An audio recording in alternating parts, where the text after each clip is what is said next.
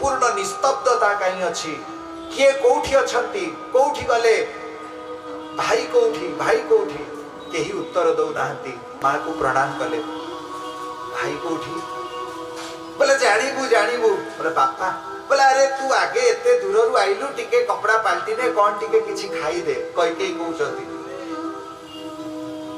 ना खाइबी परे जे बापा को आगे टिके प्रणाम करिबिनी अकस्मात मते डका हैला कौन हिची बोले कौन आउ तते कहिबी जे जा कर्म करिछि तार फल पाइबो बापा तो जीवन सारा जस पाइले सबु आडे तांकर प्रशंसा एते वीर तांको परि विद्वान तांको परि ज्ञानी लोक तांको परि यशस्वी वीर संसार दुर्लभ तेणु से जेमिति जीवन बंचिले सेमिति आजी स्वर्ग लोक को जाइचंती कहले कौन हैला मां बापा स्वर्ग लोक को आजी तू मते बंदेइबा पई आइलु बोला अरे मो पुओ तू कालिकार राजा बोला छाड़ माँ कोठी गले ना बापा कौशल्या माँ बोले से बापा सब पाखे अच्छी तू थीर धैर्य रख बोले भाई बोले तते आउ कौन बुझेबी भाई को पाई तो एतिकी कथा सबू तो सेठी बोले माँ तो कथा मु किछि बुझी पारु नाही एपटे आसीचंती कई कहले बोले सुन छुआ मु तो सबु प्रकार तोर ही मंगल भावी की सबु काम करिछि आउ किंतु विधिर विधान किए टाड़ी पारिबो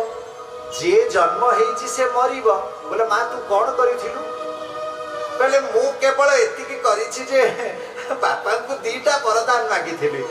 गोटिए वरदान तते राज तिलक आ द्वितीय राम को वनवास राम वनवास गले बापा तंकर स्वर्ग को गले सेठी रही तते आशीर्वाद दउचंती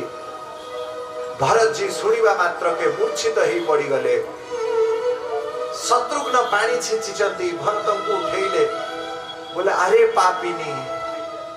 तू ये कौन करिलु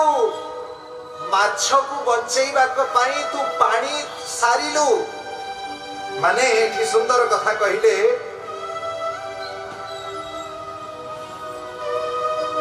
पेड़ काटते पालौ सींचा मीन जियन नीति बारी उलीचा आपण गोटे जगह रे पानी रखी देबे सेतरे माछ थिबो बंची थिबो आपण माछ को बंचाइबा पई कोन करिवे ना पानी नै कि बाहर पकेइबे माछ बंचिबो तू माछ को बंचाइबा पई मु हेली माछ मोर पानी थिले प्रभु रामचंद्र